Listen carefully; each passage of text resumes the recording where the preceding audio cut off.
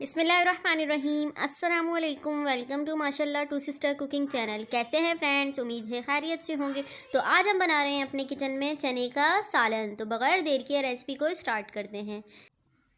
तो 2 बड़े साइज़ के मैंने टमाटर लिए हैं, 1 बड़े साइज़ का प्याज लिया है, आधी चम्मच ज़ीरा, 1 चम्मच पिसा हुआ धनिया, 1 चम्मच नमक, इसके बाद 1 चुटकी हल्दी ली है, 1 चम्मच लाल मिर्च पाउडर, और इसके बाद हल्दी ली है आधी चम्मच। तो फ्रेंड्स ये मसाले आप अपने टेस्ट के मुताबिक भी ले सकते हैं। और ये मैंने बेकिंग सोडा लिया है, और ये लिया है अदरक लहसुन का पेस्ट, और ये मैंने हरी मिर्चों को ब्लेंड कर लिया था। ठीक है फ्रेंड्स। और ये मैंने 1 बड़ा कप चने का लिया था, और इसमें मैंने आधा चम्मच बेकिंग सोडा डालकर इसको 2 से 3 घंटे पहले भिगोकर रख दिया था।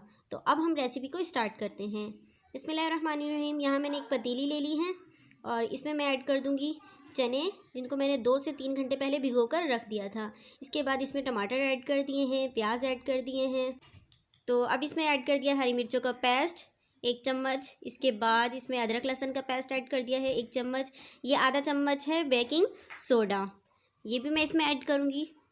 और इसके बाद तमाम मसाले जो मैं आपको पहले ही बता चुकी हूँ वो ऐड कर दिए हैं।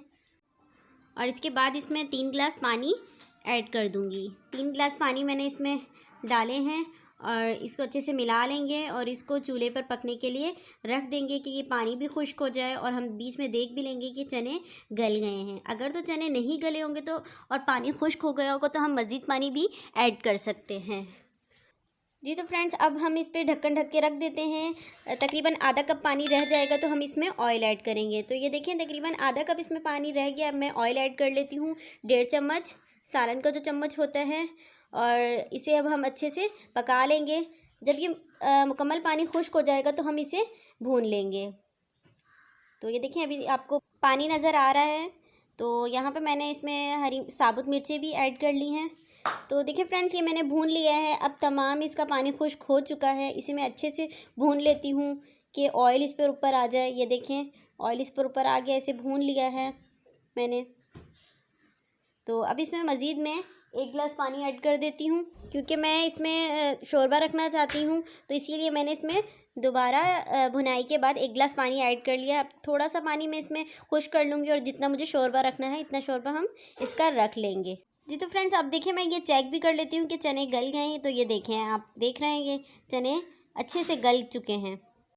तो इसके बाद फ्रेंड्स मैं इसमें आधा चम्मच गरम मसाला पाउडर ऐड कर रही हूँ। इससे इसका टेस्ट जो है और भी मज़ीद अच्छा हो जाता है। और इसके बाद इस पर मैं ऐड करूँगी बारीक कटा हुआ हरा धनिया। तो इससे इसका मज़ीद लुक भी बढ़ जाता है। तो बस ये चने का सालन रेडी हो चुका है। देखें इसका लुक कितना अच्छा लग रहा है। अब इसे हम डिश आउट कर लेते हैं और इसका फ़ाइनल लुक आपको दिखाते हैं। तो ये देखें फ्रेंड्स मैंने इसे प्लेट में डिश आउट कर लिया है। ये कितने मज़े का और स्पाइसी सा चने का सालन लग रहा है। इसे पराठे के साथ खाएं, नान के साथ खाएं, हलवा पूरी के साथ खाएं। तो फ्रेंड्स ज़रूर इस रेसिपी को ट्राई कीजिएगा और मुझे बताइएगा कि आपकी ये रेसिपी कैसी बनी। चलती हूँ, दुआओं में याद रखिएगा। फिर मिलूँगी एक नई रेसिपी के साथ। तब तक के लिए अल्लाह हाफिज़।